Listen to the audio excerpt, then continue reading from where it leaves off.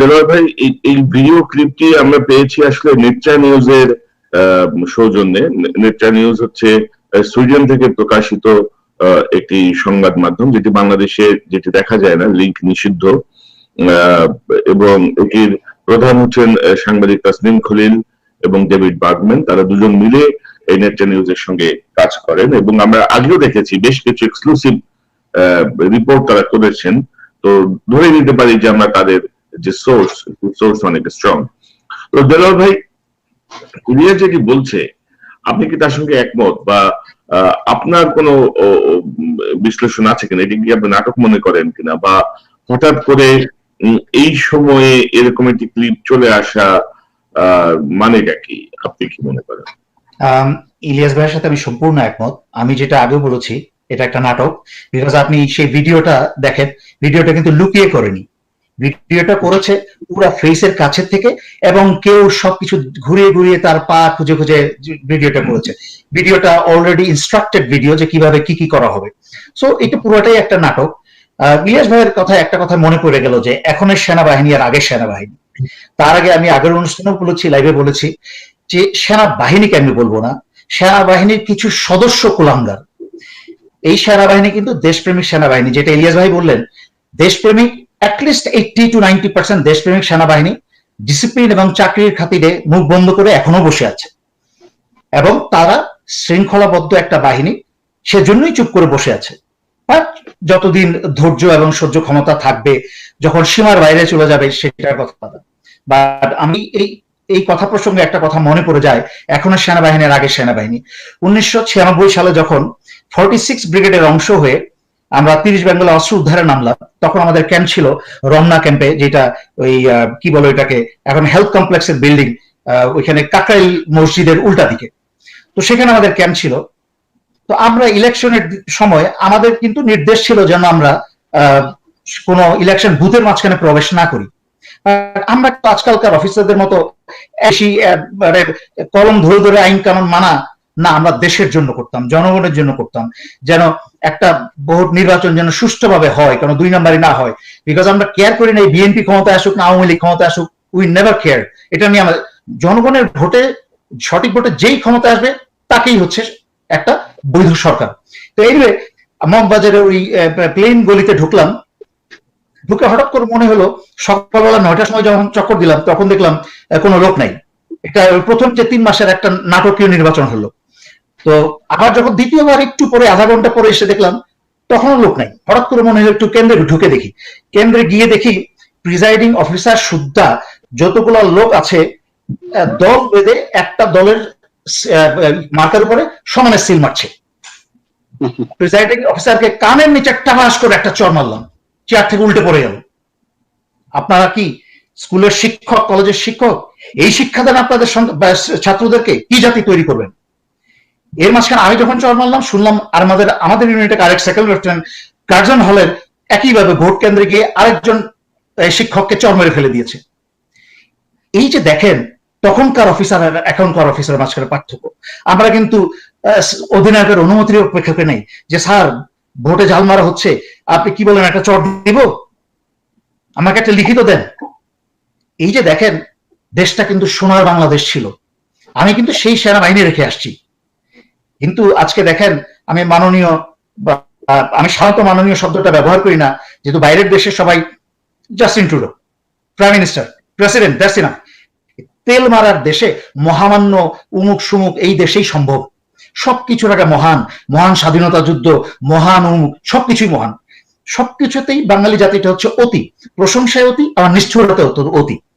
তো আমি তারপরও বললাম যে, যেহেতু সেনা প্রধান, ওনাকে আমি ওনার উদ্দেশ্যে বলছি, আল্লাহ কিন্তু সম্মানটা দেন উনি সরাসরি। ভারত বা শেখ হাসিনার কিন্তু কোনো ক্ষমতা নাই আপনাকে সম্মান দেওয়ার। এই যে সম্মানজনক পদে আল্লাহ আপনাকে বসিয়েছেন, এই সুযোগ কিন্তু জীবনে আর আসবে না দ্বিতীয়বার। এটাই প্রথম এবং এটাই শেষ। আপনি হয়তো বা চাইবেন, আশা করা যায় যে আপনার এই সামনে, আপনার কিছুদিনের মাঝখানে আপনার মেয়াদ শেষ হয়ে যাচ্ছে, হয়তো আরো 2-1 বছর বাড়ানোতে। আপনি হয়তোবা চাইবেন প্রধানমন্ত্রীর সামরিক উপদেষ্টা হতে। আপনি হয়তোবা চাইবেন, অথবা চাইছেন যে আপনার রিটায়ারমেন্টের অবসরের পরে আপনি কোনো মন্ত্রীর জায়গায় স্থান পান।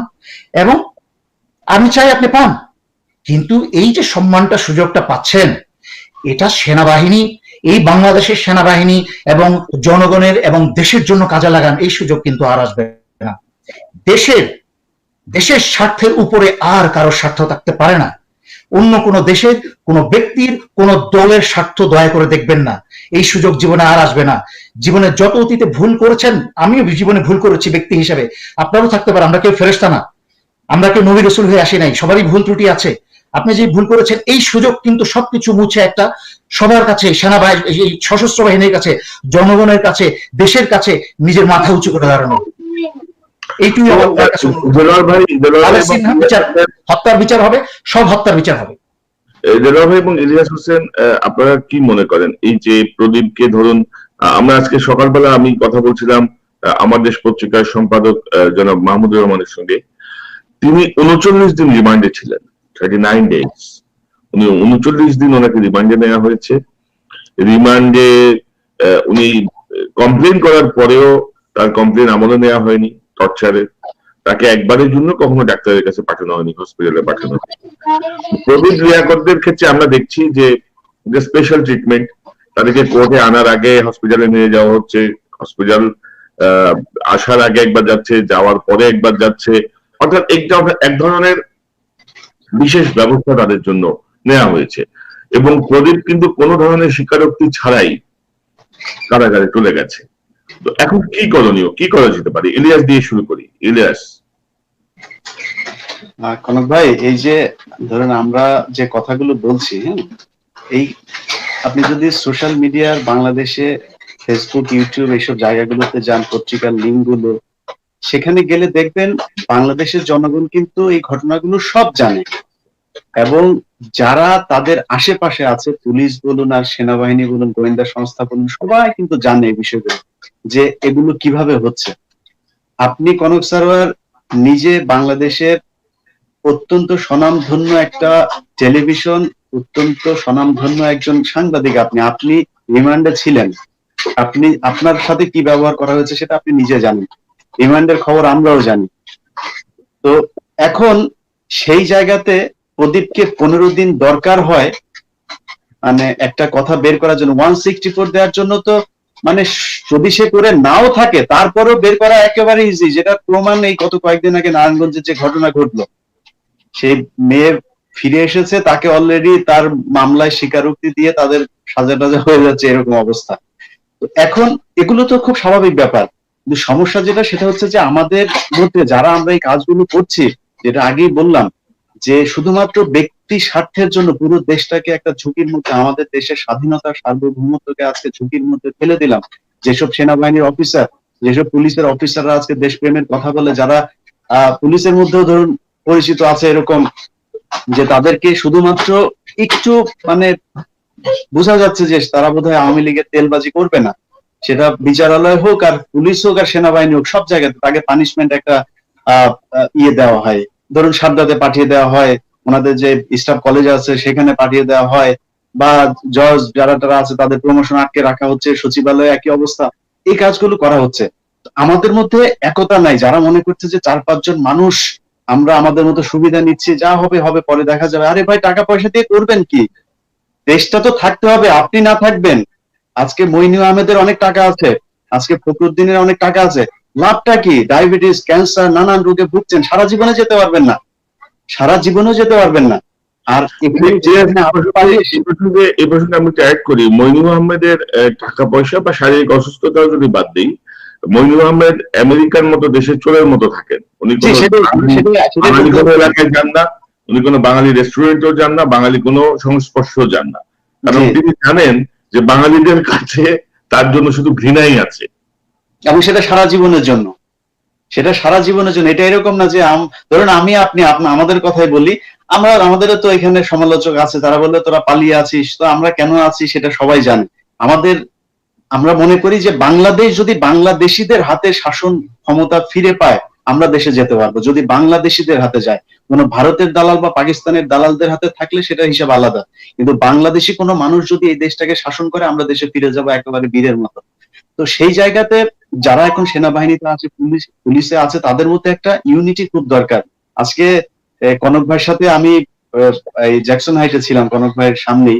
তো আমাদের বাঙালিদের মধ্যে সমস্যা কি জানেন, ধরুন মানে বিরাট কিছু সেটা হচ্ছে জ্যাকসন হাইটে বা বাঙালি অধ্যুষিত এলাকায় গিয়ে তারপরে একটা ওই বিদেশি একটা জায়গায় যাবে, ধরুন আমেরিকার কোন একটা সরকারি অফিসে যাবে, সেখানে যাওয়ার পরে হ্যাঁ আই নাই এই শেষ, বুঝছেন না, কথা বলতে পারে না। কিন্তু জ্যাকসন হাইটে আসার পরে মনে করেন যে সে জোর করে হইলেও ইংলিশ বলে।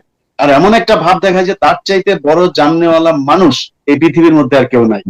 তো সেই জায়গায় দুইজন মালিক দাঁড়ায় আছে কনক ভাইয়ের সামনে, আজকের ঘটনা। তো দুই মালিক ইন্ডিয়ান এক লোক এসে ওদের দুইজনের এন্ট্রি হচ্ছে একই জায়গা দিয়ে, মানে দুই দোকানের এন্ট্রি বেসমেন্টের মধ্যে একই জায়গা দিয়ে যেতে হবে, এটা নিয়ে বাঁচছে। ইন্ডিয়ান লোকটা মনে করেন বাঙালি দুইটার সাথে এসে এমন আচরণ শুরু করছে মনে হচ্ছে ওর দোকানের কর্মচারী এরকম। তা আমার না এগুলো আবার আমার খুব ইয়েতে কাজ করে। হ্যাঁ, তো বলছে যে মানে হিন্দিতে ওরা ইচ্ছা মতো মানে ঝাড়তেছে, কেন তোমার এইটা এখানে থাকে, কেন বাই, কেন লেফটে, কেন রাইটে রাখো, এই সেই। আমি গেলাম, আমি যে বললাম এই আপনি ওর সাথে হিন্দিতে কথা বলতেছেন কেন, আপনি বাংলায় কথা বলেন, আপনার ভাষা কি হিন্দি, বাংলায় কথা বলেন ওর সাথে। ও যদি বাংলা না বুঝে তাহলে ওরা বলেন এবার ইংলিশ বল। হিন্দিতে এখানে মনে করেন মানে এমন একটা অবস্থা যে মনে হয় আমাদের হিন্দি জানতেই হবে। জ্যাকসন হাইটের অবস্থা এরকম। আমি এই পর্যন্ত অন্তত 5 জনকে অপমান করছি, সে আমার সাথে এসে হিন্দি কথা বলা শুরু করে। Why you speaking Hindi, speak English, is America. ও তুমি আমার সাথে বাংলায় কথা বলে নাইলে ইংলিশে কথা বলো, হিন্দিতে বলো কেন? তো সেই ইউ ডোন্ট নো হিন্দি। আমি ওয়াই আই শুড নো, আমি কি এখানকার, আমার কি মাতৃভাষা যে আমার হিন্দি জানতেই হবে? তখন সে কয় all Bangladeshis know, why you don't know. আমি কই they are stupid, that's why they know Hindi. তো এইভাবে অপমানকে আজকে কনক ভাই সামনে অপমানটা করে আসছি তাদের। যখন আমি এই কথা বলছি, আমি যে যখন ওদের বলছি, ও একটু সাহস পাইছে, সাহস পাওয়ার পরে তখন ওই ইন্ডিয়ান একেবারে মনে করেন বিড়ালের মধ্যে পালাই গেছে, আর কোনো কথা বলে না। এটা হচ্ছে আমাদের বাঙালিদের অবস্থা। আমাদের মধ্যে ইউনিটি খুব দরকার। ধরেন খালি পুলিশ আর সেনাবাহিনীর বলে লাভ নেই। আজকে আমাদের সাংবাদিকদের কথা বলি, আমি আমার নিজের অভিজ্ঞতা থেকে বলছি যে সাংবাদিক বিশেষ করে যারা উপরে আছে, কনক ভাই টেলিভিশনে কাজ করে আসছে, আমি একই টেলিভিশনে কাজ করেছি, মানে কোন সাংবাদিক যদি মনে করেন একটু সিনিয়র রিপোর্টার হয়, এরপরে কেউ আর কাউরে দেখতে পারে না, ওরে দেখতে পারে না, ওরে দেখতে পারে না, সবার সাথে সবার সমস্যা, কেউ কারোটা মেনে নেয়। এই হচ্ছে আমাদের সাংবাদিক। এখন আমাদের বলা হচ্ছে যে সাংবাদিক সমাজের আয়না। তো সেই আয়নায় যদি আপনি প্রেস ক্লাবের অবস্থা দেখেন, একদিকে ফেডারেল, একদিকে ডিউজি, আরে ভাই সাংবাদিক সেই আয়নায় যদি মাঝখানে ভাঙা থাকে তাহলে অন্য সমাজের অবস্থাটা কি হবে? প্রেস ক্লাবের দুইটা অংশ কেন থাকবে একই অবস্থা? এখন সেনাবাহিনীর অবস্থা যা হচ্ছে, পুরো দেশটাই আসলে বিভক্ত হয়ে গেছে দুইটা ভাগে, এবং গত 12 বছরে এই ভাগটাকে আরো স্পষ্ট করা হয়েছে। কারো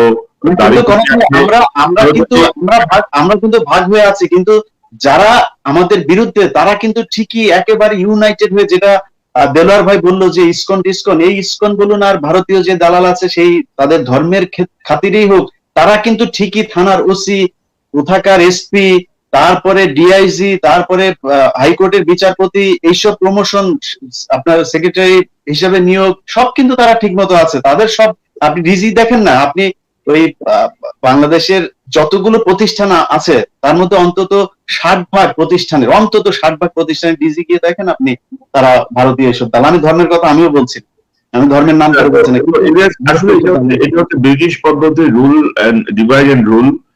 একটা সময় আপনি দেখবেন যে কারো দাঁড়িয়ে আছে মানে সে রাজাকার, সে জামাত ইসলাম, সরকারের সমালোচনা করছে সে বিএনপি জামাত, যাই কিছু হোক সরকারের বিপক্ষে গেলে সেটা চেতনার দিকে চলে যায়, চেতনা। তো দেলোয়ার ভাই, এই যে প্রদীপ কোন রকমের স্বীকারোক্তি ছাড়াই কারাগারে পাঠিয়ে দেওয়া হলো তাকে, এর মধ্যে এরকম একটি ফোনের রেকর্ড, তো আপনি কি মনে করেন এখন কি করণীয়? দেলোয়ার ভাই, আপনার কাছ থেকে জানতে চাচ্ছি যে এই মুহূর্তে আইনগতভাবে কি করার আছে, বা সেনাবাহিনীর পক্ষ থেকে বা র্যাবের পক্ষ থেকে কি করতে পারে, কি মনে করেন, আপনার পরামর্শ? আমি প্রথমেই যেটা আগেও বলেছি লাইভে, যে যদি আমাদের সেনাবাহিনী বলতে তো আসলে ব্যক্তিগতভাবে সেনা প্রধান কেন্দ্রিক, বিকজ উনার ইচ্ছার প্রতিফলনটাই হবে এই বিচারের রেজাল্টটা, রায়টা কি হবে আসলে। উনি যদি এটাকে মুখে যাই বলেন না কেন, ওনার আন্তরিকতা কিন্তু মানুষ ফিল করে, because he is under spotlight. উনি কিন্তু কেন্দ্রে আছেন, সেনাবাহিনীর দৃষ্টি ওনার উপরে, জনগণের দৃষ্টি ওনার উপরে। সুতরাং উনি মুখে কি বলছেন ইজ নট ইম্পর্টেন্ট, উনি আসলে কাজে কি করছেন দ্যাট ইজ ইম্পর্টেন্ট। আপনাকে আমি একটা কথা বলি, সেনাবাহিনীতে একটা কথা আছে, চুন কাম ধুমধাম কম কাম, মানে